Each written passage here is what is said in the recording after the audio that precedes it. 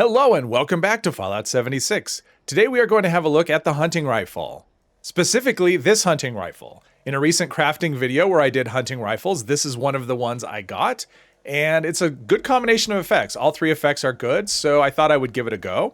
It is Aristocrat, up to 50% damage based on the caps you have. Now I'm currently at 29%, and the reason for that is the last time we had mole miners, I spent all my caps on pails, and I'm only about halfway back to where I was. But that's okay, even a 29% bonus is more than enough. Plus 50% chance to hit a target in VATS, and plus 15 bonus VATS Critical Charge.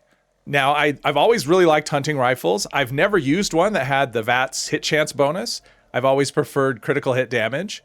But the biggest gripe I have with hunting rifles is they often miss when they seem like they shouldn't. And so I thought maybe with the extra VATS Hit Chance, I could change that. Now I've got it modified with the prime receiver. Normally I would go with calibrated because of the extra critical hit damage. But if you look at the prime receiver, the damage is 224 and the calibrated is 143. Now this character is a full health character, so I'm doing critical hits every third shot. And because that is such a big difference between the calibrated and the prime, I decided I'd rather have those two extra non-critical hits to actually do, that's more than a 50% damage difference. So that's why I went with that. If I was a low health character with unyielding armor and I was doing every other shot, then I don't know which way I would go. I think it would be a tougher call. But we've got the Align Long Barrel for reduced AP cost. Same with the Forceful Stock. Perforating Magazine actually increases AP cost, but it gives us 40% armor penetration, so that's what I want. I do have a scope instead of a reflex sight because I like manually aiming at times. Of course, we have a suppressor because of those sneak attacks.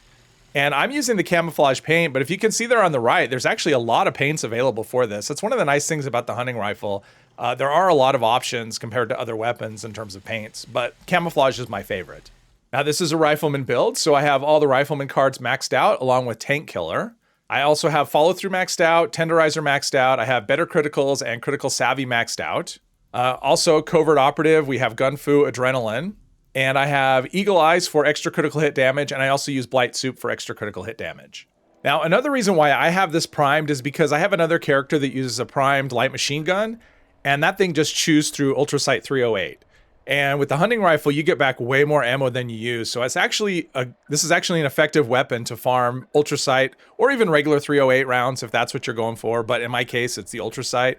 So that's another reason. It's a minor one, but it's still another reason why I would go with the primed on this. But I am starting with 500 rounds, and hopefully, no guarantees, but I'm going to try and remember to show you at the end of the video how much extra ammo I ended up with after making this little run. Now, the nice thing about the VATS Hit Chance, the plus 50% VATS Hit Chance, super mutant heads tend to be pretty small. Oh, there's a little bit of the bugginess, but yeah, once we make a connection, it's a one-shot, at least for the lower level super mutants. And there's a little bit of 308. That's about the lowest amount you're going to get is 6. I mean, there's times I've looked at ammo boxes and just got crazy amounts, like 60, stuff like that, which for this weapon is kind of overkill. So, and that wasn't a critical hit, but this one is. So you can see the damage is very nice. And the character is wearing a full set of Covert Scout, and it's shadowed. So I should be pretty stealthy. But yeah, this is doing very nicely. And the VATS Hit Chance does seem to... I've been using this weapon as my main weapon since, I don't know, maybe 5 or 6 days it's been. So I played with it quite a lot. And it does seem to be a lot less buggy. Jeez, I am pretty stealthy though. It does seem to be a lot less buggy in VATS, and so I'm not having a lot of the random misses that I've seen in the past with this gun. Now I am on a private server at the moment, so... that does make things a lot better. Private servers tend to be a lot less laggy than public ones, but I've been mostly playing on public, and it's been working out pretty well. I'm having a lot of fun with this gun. So this is what I was talking about. Random ammo box, 63 rounds of Ultrasight 308. So it just piles up. You can see I'm already up, I'm up almost 150 just going through Huntersville.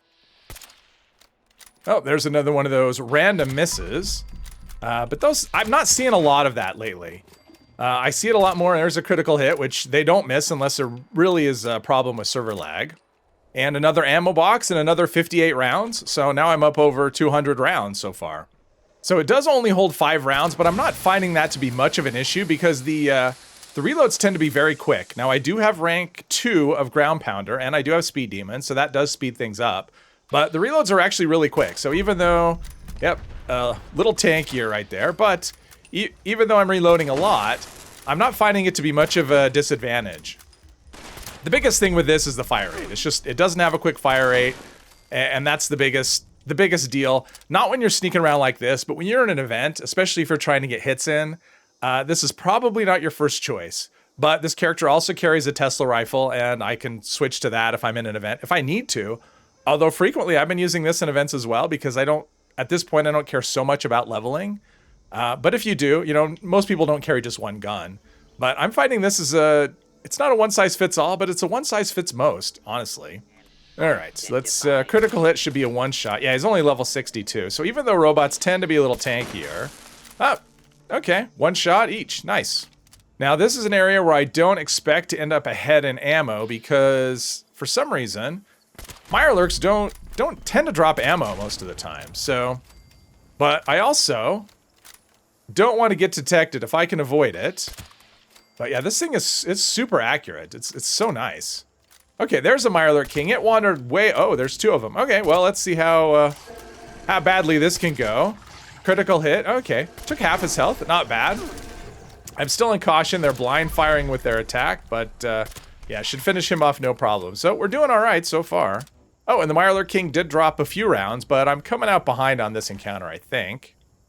Oh, this one dropped him too, so I'm probably about even so far for this area, which is honestly more than I expected, but we still have the Mirelurk Queen to deal with. Now, she tends to be quite tanky. Let's see if I could let's do a body shot so we can get follow-through work in, and then see if we can take care of those spouts with a critical. They're not crippled, but they're well on their way. Okay, there's a little random miss. Maybe one more shot, and those spouts will be... Yep, the spouts are crippled. Nice. Let's let our AP come back and do some headshots. Alright, so this is doing... I mean, she's pretty tanky, but still, we're doing nice damage. Even the non-critical hits, 600 damage is pretty nice. Oh, and oh, she's scorched. That's why. Because it's primed and I do extra damage to scorch, that's why I'm doing so much damage. Little unexpected, but I'm okay with it. I don't mind an easy fight. And she dropped 44 rounds of Ultrasight 308, so definitely now we're up over 300 rounds ahead. All right, looks like he just woke up from his nap, so let's see if we can put him back to sleep. We'll start off with a miss, always not my favorite thing to do. Okay, so a critical hit will do 1,800. That is pretty nice damage. And yeah, 4 shots, not so bad. I mean, it's 5 shots, but the first one didn't hit, so we're not going to count that.